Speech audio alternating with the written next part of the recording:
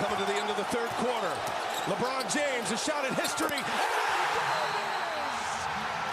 LeBron stands alone. On February 8, 2023, LeBron James did what many had speculated was impossible. He broke Kareem Abdul-Jabbar's all-time scoring record, now placing him as the all-time scoring leader in history of the NBA. A true showcase of his incredible talent and inhuman longevity. Ever since this day, the GOAT debate has intensified, with many of LeBron's defenders claiming this is the end-all to the discussion. But is it? Is becoming the all-time scoring leader the thing that will finally put LeBron James over Michael Jordan? Or is there more to this discussion? I think it's time overdue I entered this discussion and gave it my 2 cents on the matter. What makes the GOAT? What does a player need in order to be categorized as the greatest of all time? Is it overall achievements? Is it all-time averages? Or his postseason averages? Is it defined on who was better as time went on? Or is it determined by who shined the brightest as opposed to the longest? Yeah, we definitely need to answer this dilemma. So let's do this.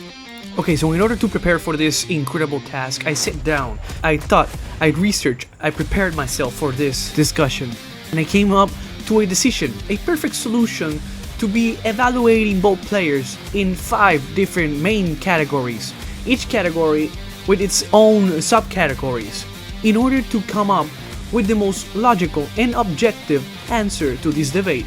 The 5 main categories are as follows. Number 1, all-time averages. Number 2, all-time postseason averages. Number 3, peak versus peak performance. Number 4, advanced stats. And number 5, awards. When it comes to all-time averages, I know many of you might be thinking, why did I choose average and not total? Well, it's the argument of who shined brighter longer versus who shined the brightest. A player that averaged 20 points and only played 8 seasons is definitely better than a player that played 17 seasons and only averaged around 10 points. But in terms of all-time stats, the superior player will definitely end up falling short due to whatever rendered his career so short. Which is why when it comes to greatness, I will be putting aside longevity, focusing on who truly was the greatest. As far as career averages go, both LeBron James and Michael Jordan were very close to each other. In terms of points, steals, turnovers, and free throw percentage, Michael had the edge, while LeBron had the edge in rebounds, assists, 3-point percentage, and overall field goal percentage, which puts them evenly matched in the first category, as both have 4 subcategories under names. When it came out to the postseason averages, the outcome stayed basically the same, seeing as both LeBron and Michael edge each other out in the same categories as previously mentioned before, under regular season averages. When it comes to peak versus peak, we are going to be evaluating both men at their absolute best. To do so, I went over each of their seasons, one by one, looking for the best overall numbers, and while it took me a while to figure out which was the best stretch of 4 to 5 years each player had, in the end of it all, I decided to settle for, in the case of Michael Jordan, from the 1988 season to the 1992 season, where Mike had arguably his 2 best seasons of his career, stats-wise, in 1988 and in 1989, with the former being his second best scoring season, with him averaging 35 points per game. This is also the stretch of seasons where Mike has his best field goal percentage, his best defensive season, and his second best stretch of free throw percentage. It is also during this stretch that Michael Jordan won 3 of his 5 league MVPs, which is just another reason for why I chose these 5 seasons. In LeBron's case, his best stretch of seasons are his last seasons as a Cavalier in 2010 up until his last season as a Miami Heat in 2014. In these seasons, in terms of stats, LeBron had his best overall stretch, with him having his best 3-point percentage season as well as his best field goal percentage and his best free throw percentage stretch. This is also the period of time where LeBron won 3 out of his 4 league MVPs. As it has been clearly shown, both men have had probably 2 of the best peaks in league history, so deciding which of the 2 is the more impressive one will clearly not be an easy task. But nevertheless, let us begin the comparison. During their peaks, Jordan proved to be a better overall scorer and defender than LeBron, while LeBron proved to be the better and superior rebounder and passer. They both have won 3 league MVPs respectively, 2 championships, and 2 finals MVPs. But looking at it closer, it is clear to see Jordan edges LeBron out just barely due to the number of accomplishments done in these years, such as Jordan being the leader in league scoring during all 5 of the previous mentioned seasons, as well as being awarded Defensive Player of the Year in 1988. So category 3 goes to Jordan.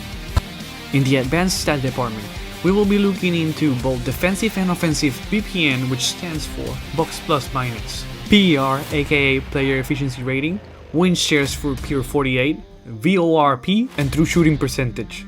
As it came down to it, in these stats, Jordan took the lead ahead of LeBron in both defensive and offensive box plus minus. Jordan also takes the slight edge over LeBron in PER and win shares per 48, while LeBron takes the edge in true shooting percentage and VOR, giving Michael Jordan the edge in this category once more, with a final score of 4-2 subcategories.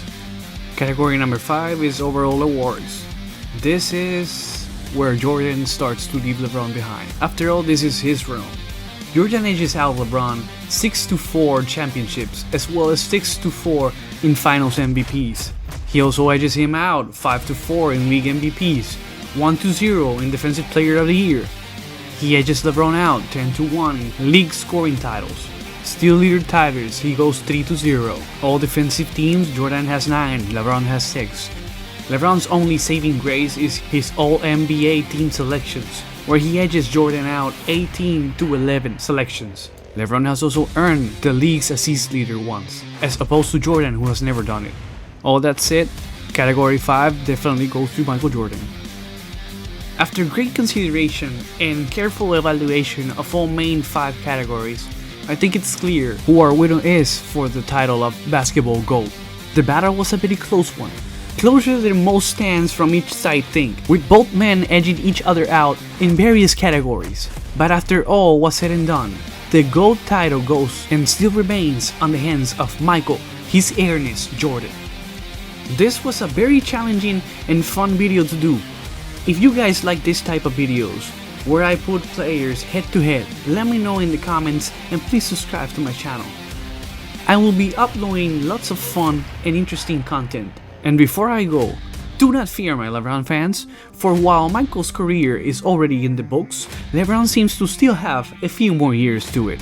So the discussion is still open. Now thank you all for watching and see you on the next time on the Fictional Matrix.